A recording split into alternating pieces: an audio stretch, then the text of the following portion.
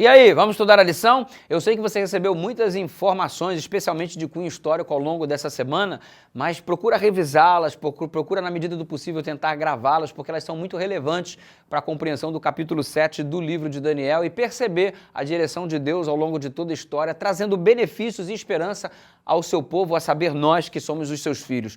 E na lição de hoje vem uma pinceladinha de tudo que aconteceu ao longo dessa semana. Você viu o surgimento da ponta pequena, depois que é um chifre pequeno, depois desses 10 outros chifres, 3 foram arrancados e ela surge. A data em que isso acontece é do período de 538 até 1798, que a Bíblia anunciou como sendo os 1260 anos. E o ponto marcante da revelação desta semana é que o verso 25 do capítulo 7 é o verso crucial, onde ele magoaria os altíssimos, os santos do Altíssimo, o Altíssimo. Como é que ele feriu o ministério de Jesus Cristo, esse sistema papal? No momento em que ele se transforma o vigário do Filho de Deus, ele está assumindo um papel que pertence somente a Jesus Cristo. Só existe um mediador entre Deus e os homens, a saber, Jesus Cristo. O apóstolo Paulo fala sobre isso. E aí eu assumo de repente a propriedade, eu assumo os atributos, as características que pertencem somente a Cristo. Eu, um ser humano, não dá. Eu estou querendo minimizar o trabalho de Jesus Cristo para maximizar o meu. É o homem no lugar do Deus que salva. Não funciona. Confessar os pecados aos homens, quando na verdade devo confessar a Deus, instituir então um método de compensação de pecados através de penitências. Ei, reza tantos Pai Nosso, tantas Ave Marias, acende tantas velas, faça isso, faça aquilo, que o teu pecado será substituído. O que redime o meu pecado é o sangue de Jesus Cristo e não aquilo que eu faço. É pela graça que eu obtenho o perdão, não por aquilo que eu faço. O que eu faço é resultado de ter sido perdoado e transformado por Deus.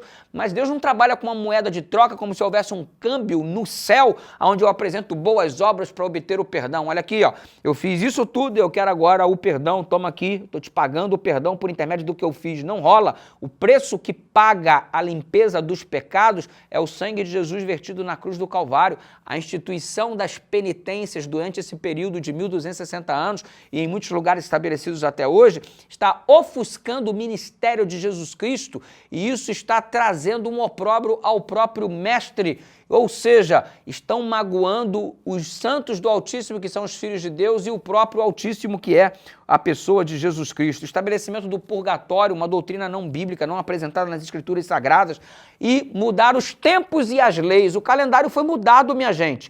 Eram 10 meses, não eram 12. Instituíram mais 2 meses, o mês de janeiro em homenagem ao deus Jânios, o mês de fevereiro em homenagem ao deus Febros, o deus do inferno, onde nós celebramos no mês de janeiro o Carnaval, que é a festa exatamente em homenagem à carne, em função do deus Febros, que é o deus do inferno. Então você observa tudo isso com uma entrada mudando o calendário. O dia, biblicamente, começa não a partir da meia-noite, mas a partir do pôr do sol. E aí ainda mudaram os tempos no que diz respeito à lei de Deus, o sábado para o domingo. Não adorarás imagem de escultura, enfiaram um monte de imagem, idolatria total, ainda que em meio à religiosidade. E você ainda percebe que Jesus Cristo está sendo magoado como Criador e como Redentor, porque o seu sábado, pela autoridade da igreja, foi mudado pelo domingo, e ninguém precisa esconder isso, porque há documentos, concílios que aconteceu durante a Idade Média, no período desses 1260 anos, foram os concílios que outorgaram legitimidade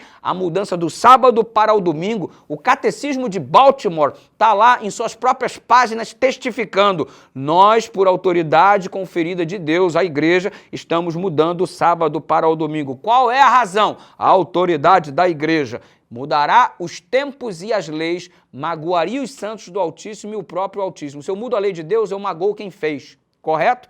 Se eu mexo com o Filho de Deus, eu mexo com o próprio Deus, porque qual é o pai que não fica magoado ao ver o seu filho sendo perseguido? Então você percebe o versículo 25 do capítulo 7 do livro de Daniel se cumprindo de modo pleno, a partir da ponta pequena anunciada por Deus 600 anos antes de Cristo e que teve seu período de supremacia de 538 a 1798. A Bíblia tem toda a razão, revelou toda a verdade. Você acredite se quiser, mas a revelação está diante dos seus olhos. Agarre-se à palavra, porque a palavra traz tudo o que precisamos para estarmos neste caminho, que, embora estreito, é o único que conduz à vida eterna. Deus te abençoe, fica firme na fé, meu filho. Vamos orar, Pai querido. Nós nos colocamos nas tuas mãos, na certeza de que o Senhor é o nosso porto seguro, em nome de Jesus. Música